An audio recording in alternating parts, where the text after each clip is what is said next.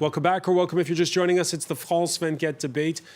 We're looking at a divided Republican convention. We're doing so in the company of Sean McCutcheon, Alabama delegate at the Republican convention, who is a supporter of Donald Trump. We're also with John Zogby, founder of the Zogby Poll, who joins us from Utica, New York, here in the studio. Jean-Éric Brana, the author of Who Wants to Destroy the Republican Party, The Astonishing Donald Trump, and one of his students, Clara Tissandier.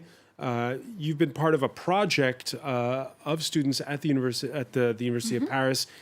So remind us again, there's five of us is in the America at the moment. Where are they right now? Yeah. Right now. I think in Detroit. They were at the convention. Between Cleveland and Washington. They're in the bus. Oh, they're going to Washington plane. now. Okay. In the plane. Yeah. The plane. Okay. All right. But they were in the bus. No, it's better to fly. It's quicker. And they visit America, and after they will write an article for the French student magazine called L'Étudiant. Okay.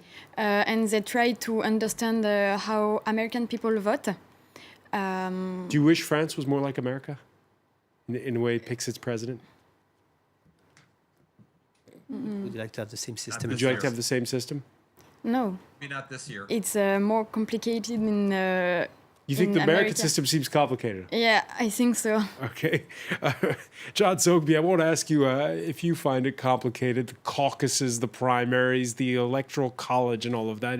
It is difficult for foreigners to get their head around it. But let me just bring up with you a point made there before the break by Sean McCutcheon about how, there have to be controls on immigration. Is this a new theme, or is this something recurrent for Republican voters? This is recurrent throughout American history. We've always had this tangle, between a newer America, often in the form of immigration or urbanization or a major industrialization, a social change, and those who either lose in the short run or in some way are left behind. So that's where we are at today. And turns out that it is racially tinged and motivated as well. In many ways, this is what we're experiencing over the long haul here is a death rattle for an older, whiter America. The people who are losing ground financially, who are working at jobs that pay less, or who are permanently out of work, or whose fear of losing their middle class status is very real, very palpable. And at the same time, what they're seeing, an influx of non-whites or people who are not like us, in their words, makes for not only an easy scapegoat, but for looking out the window and seeing a community that looks not like the community in which they grew up. And let me just ask you on that, John. The Black Lives Matter movement, the protests we've seen, the violence we've seen around the killing of African Americans by police, is that a completely different subject, or is that adding to this climate that we're seeing around the Republican convention? It is adding to the climate that we're seeing. Some of it is, as Sean pointed out, it looks like everything's going to hell in a handbasket, and there's plenty of evidence for it. It's the world stage as well, the insecurity and the fear that these Americans who side with Donald Trump and with what's left of the Republican Party are saying, hey, what happened to that aspect of my America when we were the superpower? We could control things. We could bomb. We could send troops. We could be the decider, as opposed to being forced to watch on the sidelines while the rest of the world seems to have its way. All right, so there's the issue, again, of identity. Trump voters angry, as Sean was saying, at the banks, at the elites. France 24's Douglas Herbert reports from Cleveland.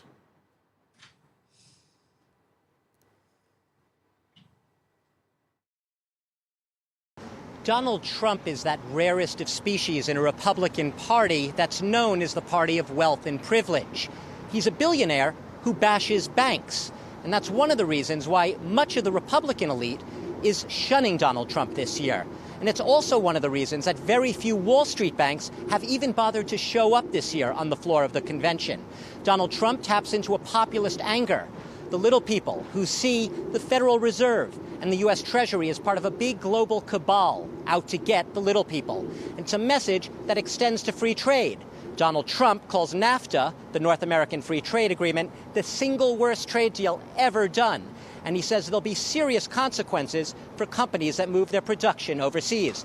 The hope of the Republican elite this year is that if elected president, Donald Trump will not be able to actually put into practice the policies he says he will. All right, for more on this now, we're joined from very far from the banks of Lake Erie. He's in Tallahassee, Florida, a Republican media strategist, Rick Wilson.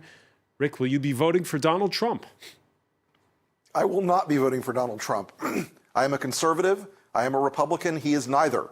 He may be the nominee of what's left of my party, but he doesn't reflect the values and principles that I grew up with and that I've been inculcated with and that I've fought for 25 years in my political career. So what are those values that he doesn't represent? Donald Trump is contemptuous of the Constitution. He is contemptuous of limits on executive power. He is a man who believes he's going to be able to rule by fiat and persuasion. He's advocated things that are extra legal and extra constitutional, including the murder of the families of terrorists, and ruling by fiat, like I said, as a strong man, not a president. He also has an ideologically inconsistent record on every single subject that's of importance to Republicans in this country, whether it's fiscal discipline, whether it's defense or foreign policy, whether it's abortion or guns. Any of the issues that conservatives in this country say that they care deeply about have been thrown out the window by folks who support Donald Trump. So why did so many vote for him? They're a different kind of Republican. Only 35% of Republicans actually voted for him. It was a plurality. It was sufficient to get him the nomination, but it was only a plurality. And you're seeing right now in surveys of the Republicans across the country, the likely Republican voters, about 40% of them are still uncomfortable with Donald Trump. They're still not happy with Donald Trump. Hillary Clinton has brought home her base, and it's going to be a formidable one. And Trump hasn't secured the folks who are nervous about him because he lacks discipline. He lacks a lot of the characteristics that we look for in a president beyond ideology. Steadiness, probity, mindfulness, all these things that make up great presidents.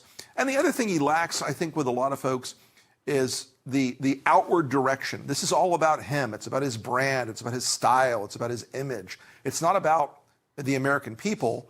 It's about Donald Trump's brand. All right, a different vision of what the Republican candidate for president should be from that of Sean McCutcheon. Sean, I want to ask you to react and also to ask you because does Donald Trump have a problem with his vice president, the Indiana governor, Mike Pence, who last year led a trade delegation on his from his state on a visit to China? He's pro-free trade deals. Is the Indiana governor and the Republican nominee, are they anathema to one another? Are they contradicting one another? No, sir. Actually, Trump has a solution with Mike Pence, and that's probably the vice presidential selection of Mike Pence is probably the biggest thing that Trump has done that will ultimately unify the party, because Mike Pence is a longtime conservative Republican who's been in the party and done his time. He's an insider, and Trump, by making that choice, has done more to unify than any other move, in my opinion. And so these people like the guy talking about not voting for Trump and he's a Republican, well, he's not really a Republican if he's going to vote for Hillary Clinton or not support the party nominee. Well, I didn't say that, Sean, I mean, did I? A lot has gone into... Huh? I didn't say that, as Sean. far I'm as a not voting for conservative, Hillary. Mike Pence is well, if who are you voting for? I haven't made up my mind who I'm voting for yet, but I know it's not Donald Trump and I know it's not Hillary Clinton. And the math of, of whether Republicans vote for Donald Trump or not is going to be determined if the man can modify his behavior to seem like he has got control over his emotions, his impulses, and his tendencies to veer off in wild directions, which is something most Republicans are very concerned about in the course of this election, that he is going to be too out of control and too unstable to be able to serve as president or to serve as a competitive candidate against Hillary Clinton. Well, he won over 1,500 delegates at this convention yesterday, so I'm a Republican. 35% of Republicans. I'm talking about the delegates at this convention. He won. Yeah, I know what you're talking about. Those were derived from the fact that he won. Well, what about Rhode Island or Connecticut or even New York? What about Rhode Island, Connecticut, or New York? What were his Do you believe for one second? I've done a lot of work. I've done a lot of work politically in New York State. I can tell you something. Donald Trump thinking he's going to win New York State is like a crack pipe dream. But that is the Rick most Wilson, let me absurd ask thing I've ever you. heard. It's fundamentally unserious. Rick Wilson, let me ask you about this, because he did energize the base. We had a record turnout in a lot of those primaries. Yes, he won 35% of the popular vote, but he also brought so many new voters to the party. It's perhaps a problem for Hillary Clinton. Well, a lot of those new voters in a lot of the states that he won were Democrats. A meaningful fraction of the states that had open primaries were Democrats crossing party lines to vote for Donald Trump. They're not going to stick with Donald Trump in the general. And the fact that this claim of new voters, they're not really new voters. They're new primary Republican voters, but they always vote Republican in the general anyway. Let me ask John Zogby about this. John, have you done the math on this? Yeah, and what we're talking about is, yes, indeed, there are additional voters that have been brought in by Donald Trump. But Rick's point, I think, is essential. These are GOP voters anyway. There's some independents, but the base has not been expanded by Donald Trump. You can't argue with the fact that whatever it is he did and everything that Rick ticked off about Donald Trump's personality and Donald Trump's approach was absolutely correct, except for one thing that Rick said, which is that Hillary has brought home her base. She has not. And through all of this, the amazing fact is that this presidential race is a very close one, that there are a few polls out that actually show Donald Trump leading nationally and in some of the key battleground states. My own poll has Hillary winning only or ahead by only 2 points, 39 to 37. But look at the best known political figure, active political figure in the country today, Hillary Clinton, with all of the demographic and registration advantages that she has, and she's polling 39%. This is a much closer race than any of us thought it would be. No disrespect to John Zogby, but I'm going to turn to Jean-Luc Brunat. We recently saw the polls get it very wrong across the channel in Britain, where a lot of people voted for Brexit, and they voted for Brexit because they were voting against the elites. And does that sound familiar to you when we're in this situation? And John was right. You know, the polls showed very wrong also in the United States. Remember Iowa, remember New Hampshire, remember South Carolina. Trump was supposed to be defeated by a landslide from the beginning, and he was not at the end.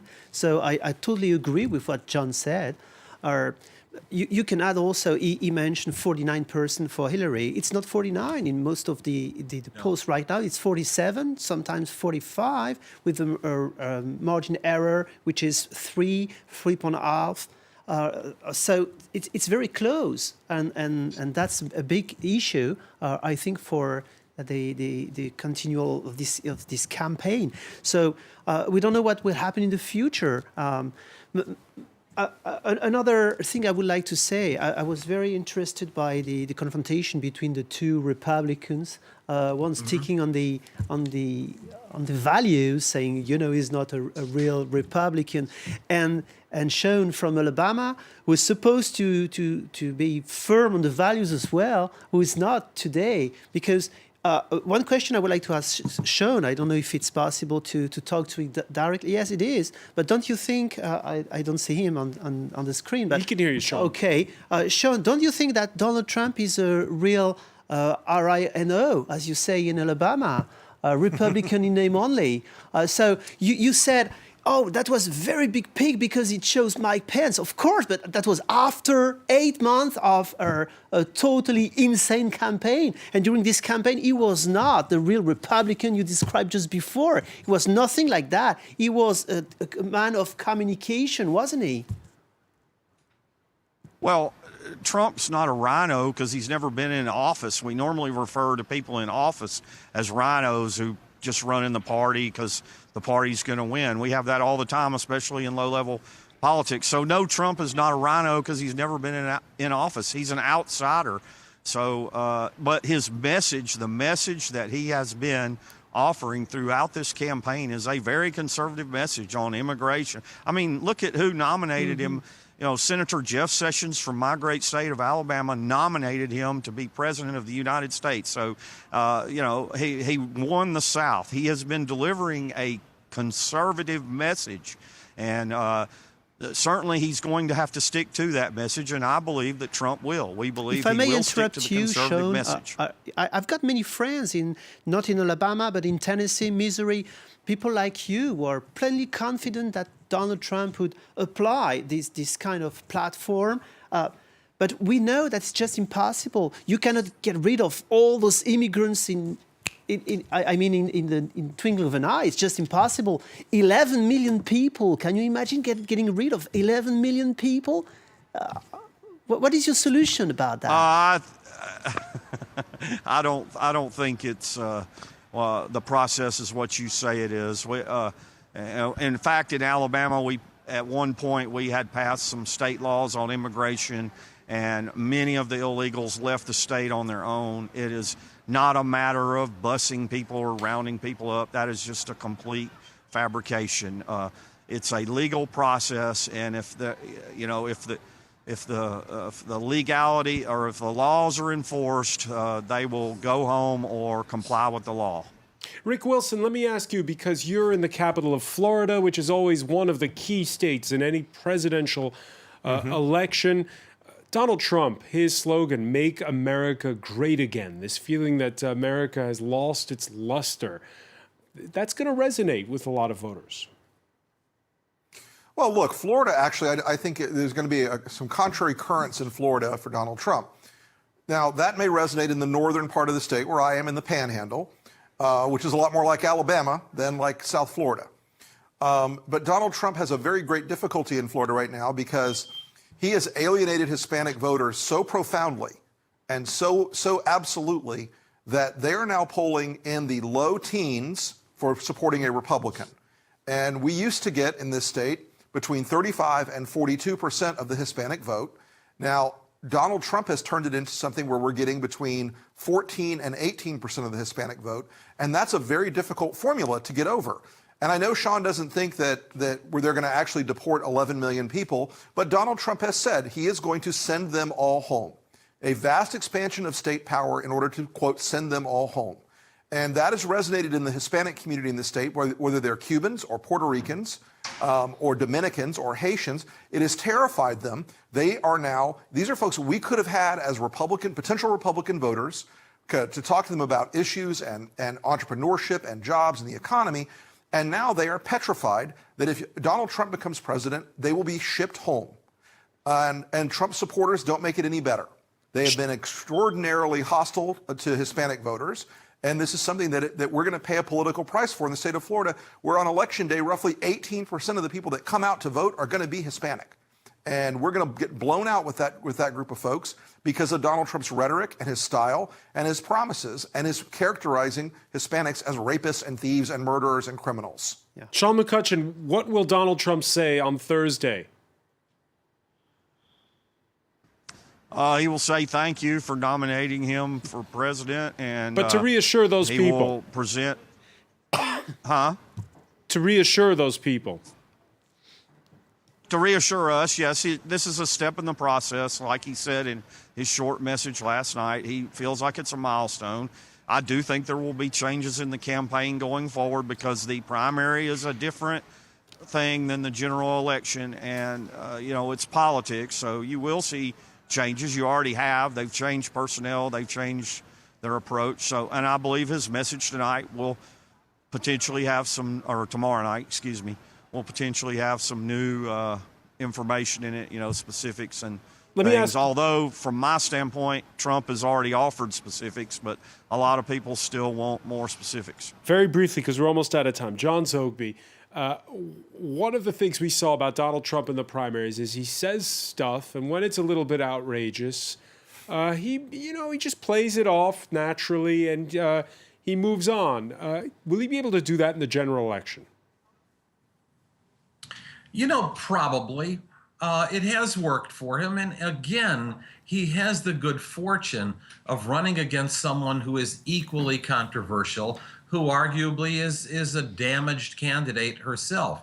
And so he's going to talk tomorrow night about restoring an older and more familiar America. It's not going to be hope and change. It's going to be about a restoration. But at the same time, he's going to talk about how the Clintons and Barack Obama have destroyed our America, and that will have that will have some resonance, I think, with some independent voters. John Zogby, I want to thank you for joining us from Utica. I want to thank Sean McCutcheon for joining us from Cleveland, from the convention. Good luck there. Good luck as well to Rick Wilson in Tallahassee, Florida, Jean-Éric Brana, and Clara Tissandier. Merci. I hope you get a good grade on your Sure. project. Thank you for inviting me. Well, thank you for coming. Stay with us. Our Media Watch segment is next.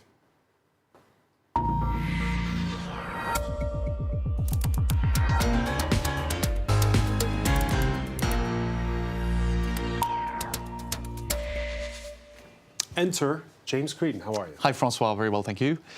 Picking up on some of the points made by Rick Wilson, for example, in Florida, there is a piece in Politico.com that was put up online yesterday inside the GOP's shadow convention.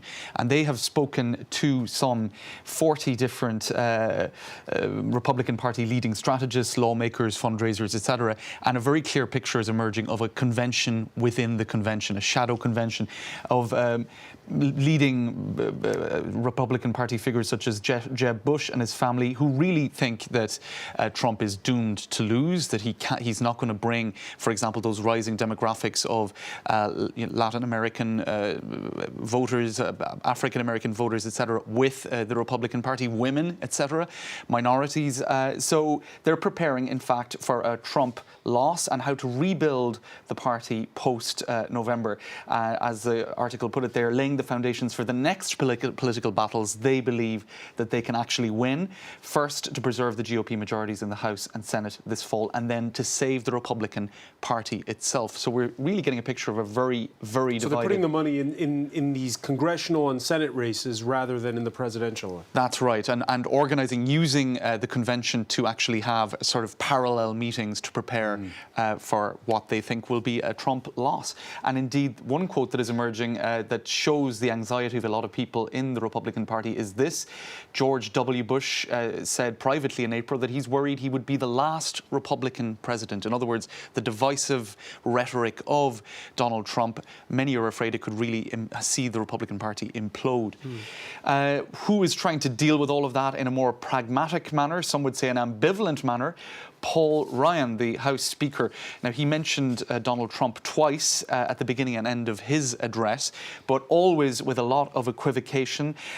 He wants people to know that he has his doubts about Donald Trump. His relationship with Trump, he said, was very frank, and that there are things I take issue with, yet he's endorsing him. So he's trying to do... Damning with faint praise, is That's right. He's trying to do the splits, keep a foot in each camp, and present a Trump victory as what would be a victory for garden variety conservatism.